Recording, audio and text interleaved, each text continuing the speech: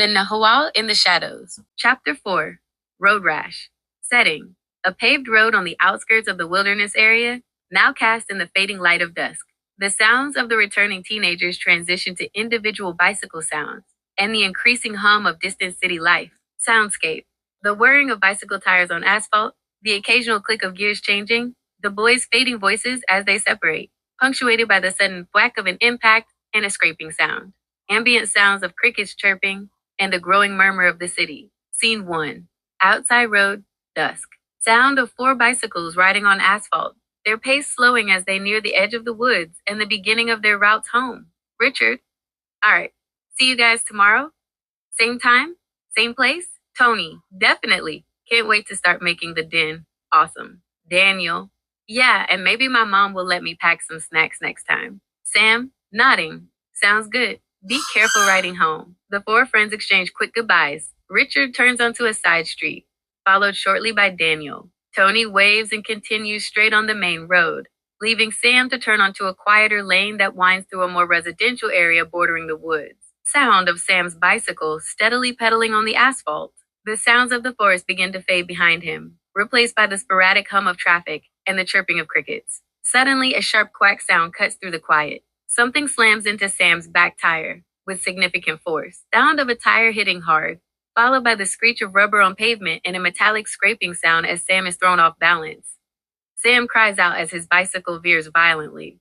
He loses control, his body twisting as he's flung sideways. He lands hard on the asphalt, the impact knocking the wind out of him. Sound of Sam hitting the pavement with a painful thud, followed by a groan. His bicycle clatters beside him, the chain skipping on the sprocket. A wave of stinging pain washes over Sam. He pushes himself up slightly, his palms raw and bleeding. A large road rash burns on his knee, and he can feel smaller scrapes and cuts elsewhere. He notices with a wince the sharp edges of the chain sprocket have scratched his leg. Through the fading light, his breath catching in his throat, Sam sees it, emerging from the tree line at the edge of the road. Its eyes glowing with that same intense orange light is the creature he encountered before. It moves with a fluid, ground-hugging gait, closing the distance between them with unsettling speed. Fear grips Sam, paralyzing him for a split second. He braces for an attack, but instead of claws or teeth, the creature, with a movement so swift it's almost a blur, reaches his injured leg and licks the raw road rash. Its tongue feels strangely rough, yet not entirely unpleasant. A peculiar warmth, almost a tingling sensation, spread across his skin where the creature's tongue touched, momentarily dulling the raw pain. Before Sam can even process the bizarre action, the glowing-eyed beast turns and retreats back into the shadowy woods with an incredible burst of speed, disappearing among the trees as quickly as it appeared. The only evidence it was ever there are the lingering prickle of where its tongue touched his wound and the fading glow of its eyes in his memory. Sam, confused, whispering, "What? What just happened?" Shaking with a mixture of pain, shock, and utter bewilderment, Sam pushes himself to his feet.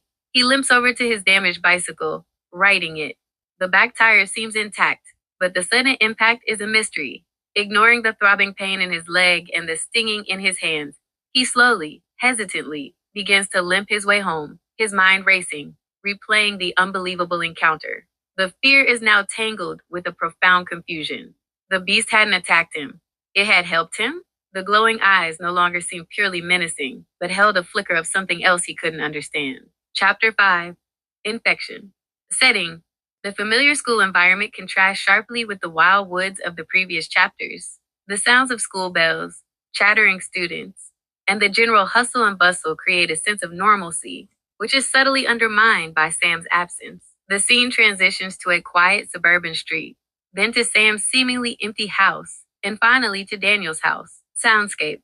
The ringing of school bells, the murmur of student conversations, the squeak of sneakers on linoleum floors, and the distant rumble of school buses. This contrasts with the quiet hum of the boys riding their bikes, the eerie silence around Sam's house, and then the more familiar sounds of a suburban street as they approach Daniel's. Scene 1. Outside school? Afternoon. Sound of the final school bell ringing, followed by the rush of students pouring out of the building. Richard and Tony emerge from the crowded doorway, pushing their bikes alongside them. They scan the throng of students, a shared look of concern on their faces. Richard, frowning. No sign of Sam. "You think he's okay?" Tony, shrugging, but with a hint of worry in his voice. Dunno, maybe he just overslept, but he's never missed school before. They mount their bikes and begin to ride, the sounds of the school fading behind them as they head towards the residential area where Sam lives. Sound of bicycle tires on the pavement, the whirring of gears. Their conversation is more subdued than usual, the earlier excitement about the den, replaced by a quiet unease. Richard, glancing at the woods that border the road, he seemed really freaked out yesterday. More than just about the cabin. Tony, nodding slowly. Yeah, and that thing he saw, the glowing eyes. I keep thinking about it. Richard scoffs. It was probably just a deer with weird reflections. Tony, shaking his head. I don't know, man. The way he described it, they ride in silence for a few moments, the image of Sam's worried face from the previous day hanging between them. Richard, decisively, we're gonna check on him, drop off our bags, then head to his place. Something's not right. Scene 2. Outside Sam's house, late afternoon. Sound of bike tires crunching on gravel as Richard and Tony pull up to Sam's driveway. Sam's house stands quiet, almost unnervingly so. No car is in the driveway, and the blinds are all drawn, giving the house a closed-off appearance. Richard hops off his bike and tries the front door, finding it locked. Richard, knocking on the door, then stepping back. Hello? Sam? Mrs. Davies? No answer. Tony walks around to the side of the house, peering into the backyard. Tony, calling out, Richard, come here. Richard quickly joins him. On the back porch, propped against the railing, is Sam's bicycle. Tony walks over to it, inspecting the back tire and the frame. Tony, a sharp intake of breath. Whoa. Check this out. Richard steps closer, his eyes widening. The back tire shows clear signs of impact, a noticeable dent in the rim, and scuff marks on the rubber. But more disturbing are the scratches and gouges on the frame near the wheel, deep enough to have scraped paint and even slightly bent the metal. Tony, pointing. Look at these scrapes. Something hit him. Hard. And look at the chain sprocket.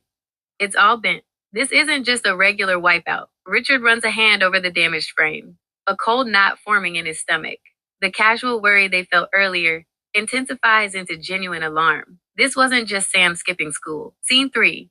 Outside Daniel's house, late afternoon. Sound of Richard and Tony's bikes squeaking to a halt in front of Daniel's house. Richard and Tony exchange a quick, worried look. They didn't even bother dropping off their bags at their own places. Sam's absence and the damaged bike weighed too heavily. Richard, to Tony, his voice hushed. We gotta ask Daniel. He was with us. Maybe he saw something on his way home. They rush up to Daniel's front door. Richard knocks loudly, a sense of urgency now pressing. Sound of frantic knocking. After a moment, the door opens a crack. Daniel, looking a little startled, peers out. Daniel, confused. Hey guys, what's up? Why aren't you at your houses? Tony, bluntly. It's Sam. He wasn't at school today. And we just went to his house, but no one's home. His bike's there, but it's trashed. Daniel's eyes widen, his usual nervous demeanor replaced by genuine alarm. Daniel, stepping back, letting them into the entryway. What? Sam skipped school? And his bike? Trashed how? Richard, something hit his back tire. Hard. There are deep scrapes on the frame. It looked like he got thrown. Tony, did you see anything weird yesterday after we split up? Anything at all on your ride home? Daniel shakes his head, already pale. Daniel, no, nothing. My ride was totally normal. I just went straight home. I didn't even think about Sam after we split. He's okay, right? What happened? The three friends stand in Daniel's entryway, the suburban afternoon light doing little to dispel the growing shadow of concern. Sam's disappearance and the evidence of a violent incident now hung heavy in the air. Chapter 6. The News Report. Setting. Daniel's kitchen.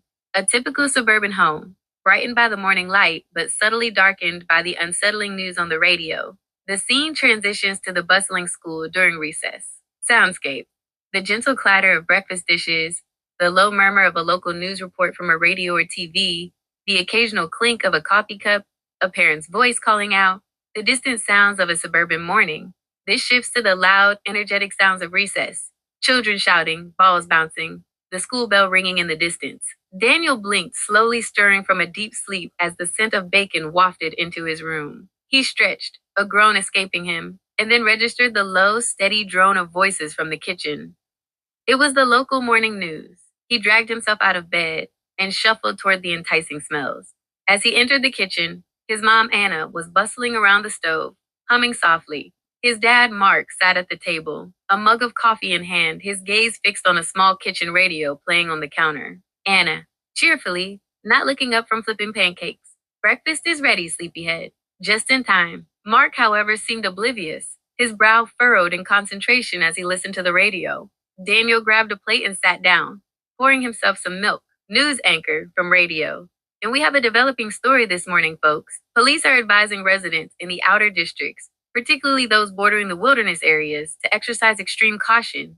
There have been several new reports of missing household pets, specifically cats and dogs, over the past 48 hours. Authorities are urging pet owners not to leave their animals outside unsupervised, even during daylight hours.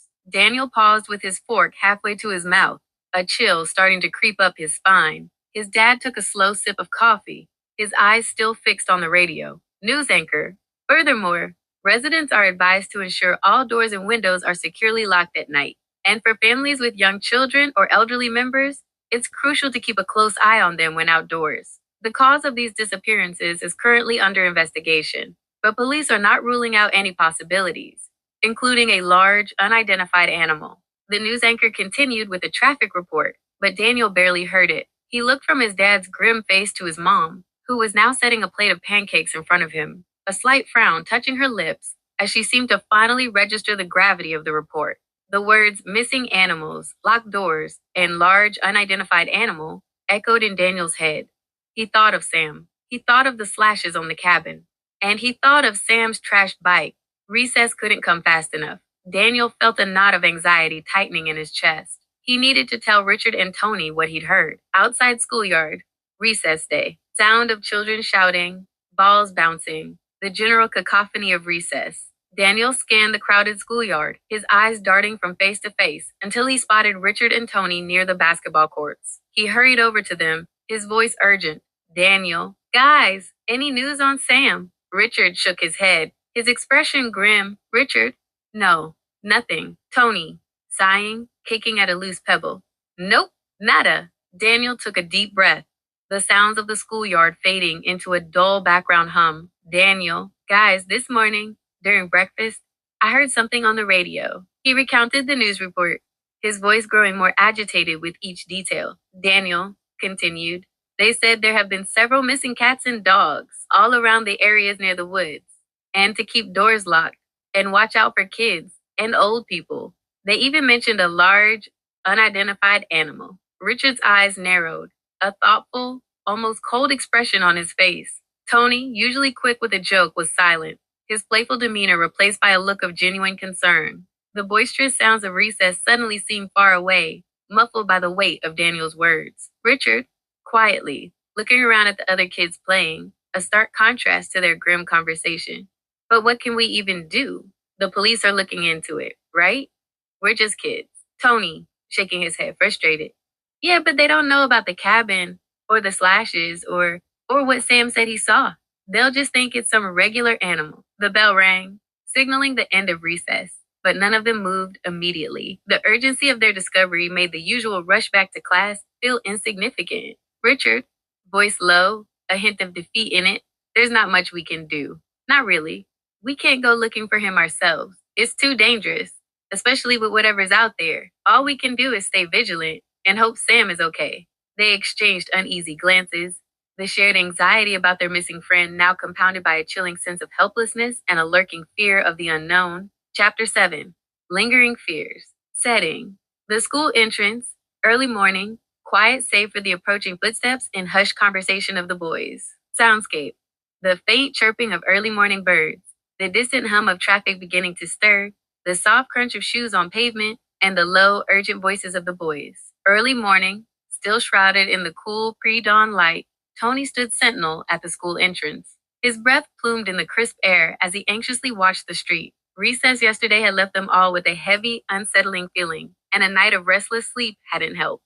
Soon, Richard and Daniel appeared, their faces mirroring Tony's concern. There was no easygoing chatter today, just a shared, unspoken dread. Tony, voice low, almost a whisper. Guys, thank goodness you're here. I know it's early, but I couldn't stop thinking about Sam. Last night, I stopped by his house again. Richard and Daniel exchanged a worried glance. Richard, and any change? Tony, shaking his head, his shoulders slumping. Nope. Everything looked the same as last time we were there. The bicycle was still on the back porch, in the exact same place, and there wasn't a car on the driveway. Still no sign of anyone. A cold silence settled between them. The implications of Sam's continued absence, combined with the damaged bike and the local news reports, were becoming increasingly sinister. Richard, his voice barely audible, a grim realization dawning in his eyes. Do you think? Do you think he got attacked? And mauled? Was he taken to the hospital? The words hung in the air, a chilling possibility that none of them had dared to voice aloud until now. The image of the glowing-eyed creature, the slashes on the cabin, and the report of missing pets all converged into a terrifying picture. Daniel, wringing his hands, desperate. Do you guys think that if we called the hospital, they would give us names of the patients admitted in the last 3 days? Tony, shaking his head, a highly unlikely prospect. I highly doubt it, Daniel. They wouldn't just give out patient information to random kids. Tony paused, a new thought sparking in his eyes. He straightened up, a determined look replacing his earlier dejection. Tony continued, I have a better idea. We could draw straws and go ask the principal if he can tell us anything about Sam's absence. He has to know something, right? He looked at Richard and Daniel, a flicker of hope in his gaze. Then, almost immediately, his jaw set with a renewed resolve. Tony continued, You know what? Forget the straws. I'll ask him myself. This is about Sam. Tony turned, already moving towards the school doors, a newfound purpose in his stride. Richard and Daniel watched him, a mix of apprehension and relief on their faces.